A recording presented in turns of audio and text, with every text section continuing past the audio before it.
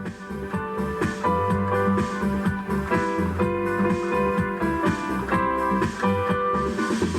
nananahan sa kataas-taasan ay nakakubli sa makapangyarihan. Ang nananahan sa kataas-taasan ay nakakubli sa makapangyarihan. Awit 29, 1, 2, 4 at 11. Mag-ukol kayo sa Panginoon, o mga anak ng makapangyarihan. Mag-ukol kayo sa Panginoon ng kaluwalhatian at kalakasan.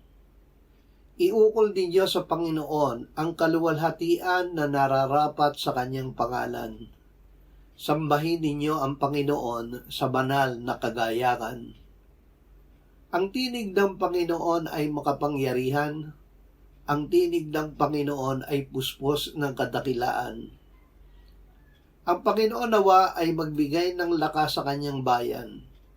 Basbasan nawa ng Panginoon ang kanyang bayan ng kapayapaan. Ang Diyos na makapangyarihan. Sinabi ng Panginoong Diyos, "Ako ang Diyos na makapangyarihan sa lahat." Si Jesus na salita ng Diyos ay Diyos, kaya't siya ay makapangyarihan sa lahat. Ang Espiritu Santo ang kapangyarihan ng kataas-taasan. Dahil tayo ay sumasampalataya na si Jesus ang Kristo, ang anak ng Diyos, tayo ay naging mga anak ng Diyos. Masdan ninyo kung anong uri ng pag-ibig ang ipinagkaloob sa atin ng Ama, upang tayo'y matawag na mga anak ng Diyos, at tayo'y gayon nga. Dahil tayo ay mga anak ng makapangyarihan, iukol natin sa Panginoong Diyos ang kaluwalhatian at kalakasan, ang kaluwalhatiang nararapat sa kanyang pangalan, at sambahin natin siya sa banal na kagayakan.